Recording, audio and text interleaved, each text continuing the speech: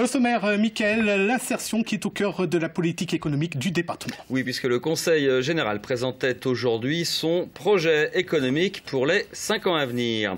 C'est la journée mondiale de lutte contre la douleur. Premier épisode d'une série sur le parcours de soins des patients au sein du réseau Douleur Sarthe. Et puis retour sur les deux gros succès du week-end, la 25e heure du livre et les 24 heures camion. On commence donc cette édition avec cette présentation de la politique économique de la Sarthe, du département de la Sarthe, pour les 5 années à venir. Oui, le schéma départemental était présenté aujourd'hui au cœur de l'action du Conseil général. L'insertion, une prérogative du département qui connaît un véritable coup d'accélérateur grâce à l'Europe et ses subventions en nette hausse. Exemple d'insertion réussie dans une entreprise du groupe Connaît. Laure Girard, Emilien David. Il y a encore 2 ans, Philippe bénéficiait du RSA. Il est aujourd'hui opérateur de production dans cette entreprise de Coulan-sur-Gé. Un poste stable, presque inespéré pour cet ancien agriculteur. À 50 ans, on pensait c'est pas évident de retrouver du travail. J'étais au RSA, j'avais pas de droit au chômage. Et j'ai trouvé cette place-là, on m'a embauché en CDD pour commencer, 6 mois. Et ensuite, on m'a fait un CDI. Dans cette entreprise, 20% des opérateurs sont d'anciens bénéficiaires des minima sociaux. Un engagement du PDG auprès du département qui l'accompagne dans sa démarche. Le Conseil général nous a mis à disposition du personnel pour nous aider à faire le recrutement qui s'est reproché avec notre service DRH. Et ici, à la production, on a su aussi les encadrer, les former, passer un petit peu plus de temps parce qu'il faut passer un peu plus de temps, un peu plus d'écoute. Mais ceci étant dit, le résultat est réellement gagnant. L'insertion, c'est l'un des principaux axes du nouveau schéma économique et touristique du Conseil général de la Sarthe pour les 5 années à venir. Un schéma doté à hauteur de 250 000 € par le Fonds social européen. Le FSE a reconnu que le travail qui était mené dans le département de la Sarthe était un excellent travail, avec une vraie volonté derrière cela. Et c'est pour cette raison aussi qu'ils ont doublé donc, notre allocation donc, au niveau des fonds européens. Objectif de la collectivité territoriale, inciter les chefs d'entreprise à miser sur l'insertion sociale. Les centres médicaux de la Sarthe sont touchés par un vent de fondre. Coulan-sur-Gé, Pressigné, La Flèche ou encore Parigné-l'Évêque. Dans plusieurs centres médicaux et maisons de retraite, les personnes ont débrayé 1 heure aujourd'hui à partir de 12h30 à l'appel de la CFDT. Motif de la grogne, l'échec des négociations sur leur convention collective et les dernières propositions des représentants de ces centres médicaux. Je vous propose d'écouter Marie-Christine Rétif de la CFDT Santé Sociaux. Je prends un exemple sur l'allocation de départ en retraite. Actuellement, pour avoir, au bout de 25 ans d'ancienneté, on part avec 6 mois d'allocation. Là, maintenant, pour avoir 6 mois, c'est 35 ans. Et puis, il y a les primes jours fériés, de nuit, de dimanche, vont disparaître pour nos nouveaux collègues. Les gens qui seront embauchés à partir du 1er décembre de l'année dernière, ils n'auront pas ces avantages-là. On pourrait licencier plus facilement les salariés. Une faute et on peut vous licencier. Voilà, signe de la difficulté rencontrée par les partenaires sociaux lors de ces négociations. Elles ont débuté il y a 2 ans et demi.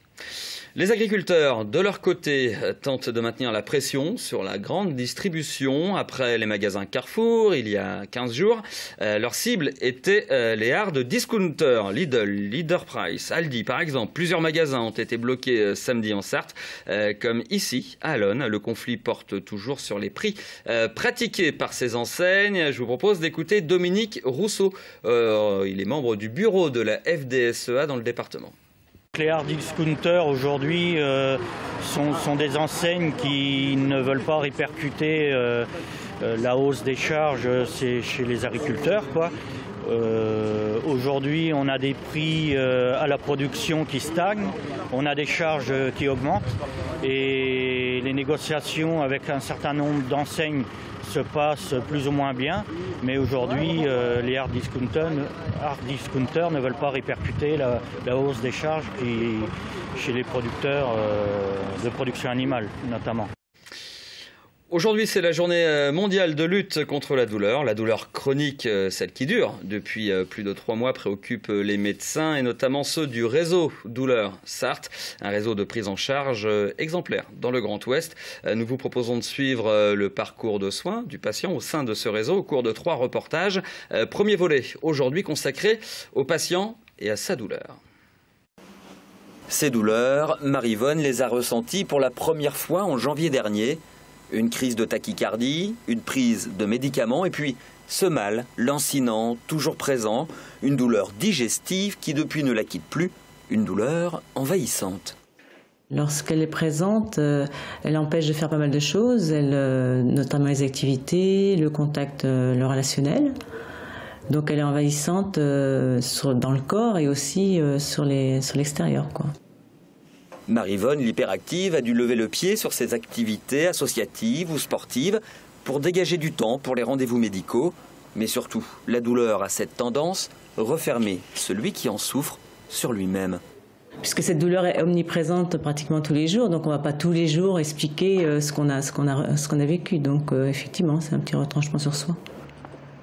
Ce matin, Marie-Vonne a rendez-vous chez son médecin. Depuis le début, il l'a suivi. Prescription médicale, rendez-vous chez des spécialistes. La douleur s'est atténuée. Je ne sais pas du tout comment elle va évoluer, si elle va être beaucoup plus pointue par rapport à la situation que je vais vivre dans la journée. Donc il y a toujours cette crainte, en fait, sur ce fond un petit peu douloureux, permanent, d'avoir des crises plus importantes, des crises parocystiques douloureuses. Mais la cause de la douleur reste inconnue. Le médecin lui propose un autre type de prise en charge. Je vais vous organiser un rendez-vous avec le réseau douleur.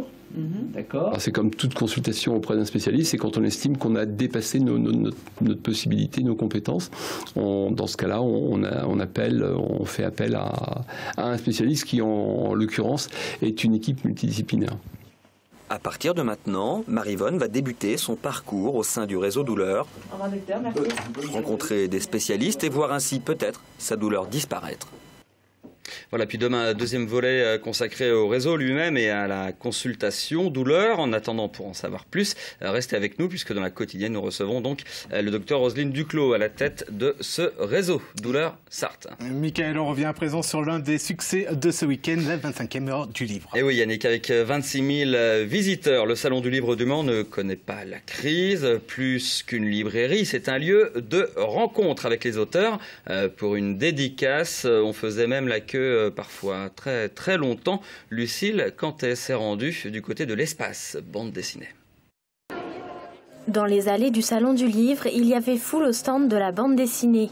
Une quarantaine d'auteurs participaient à une séance de dédicaces pour le plus grand plaisir des lecteurs. Ils adorent nous rencontrer. Ça dépend des enfants, il y en a qui sont très expansifs et il y en a au contraire qui sont tout à coup très timides, ils disent plus rien. Ils nous tendent juste leur BD et ils nous regardent avec des yeux comme ça. Amateurs ou passionnés, chacun observe avec attention le travail du dessinateur et profite de cette rencontre.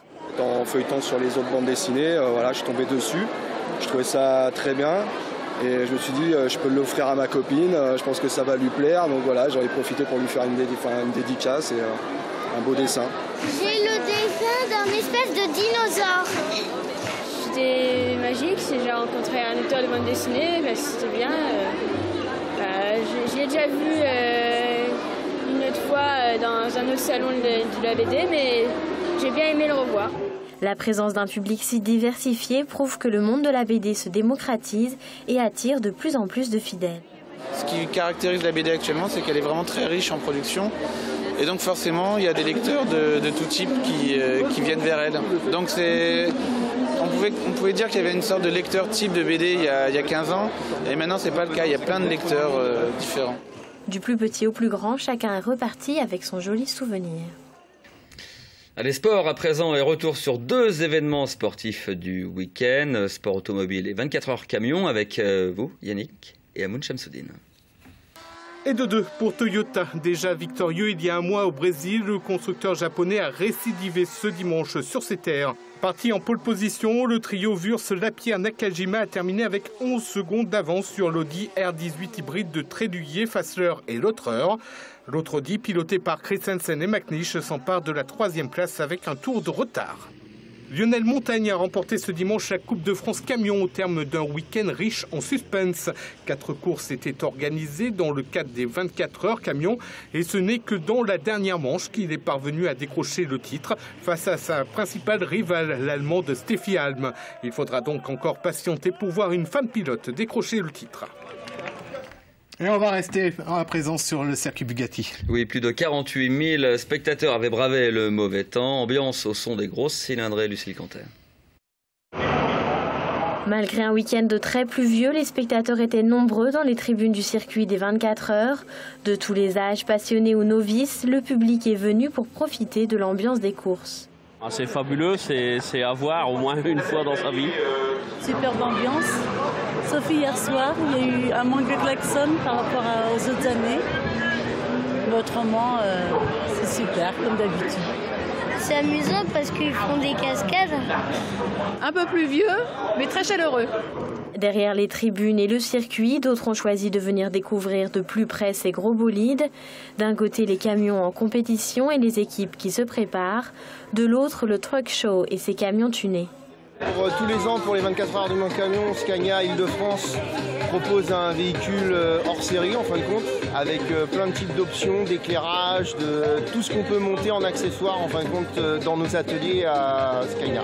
Il a des rampes de phare, il a des casquettes qui sont faites sur mesure, avec une série graphique qui a été faite à la demande. Haut en couleur, ces véhicules attirent les spectateurs. Ils étaient 48 500 sur le circuit ce week-end, soit environ 5 000 de moins que l'an passé. Voilà donc pour ce tour d'horizon de l'actualité sartoise en ce lundi 15 octobre. Mickaël, on reste ensemble puisque dans 5 minutes, on recevra notre invité. Roselyne Duclos à la tête du réseau Douleur Sarthe pour parler de cette journée de lutte contre la douleur. Mais auparavant, c'est la météo qui est à suivre. À tout à l'heure.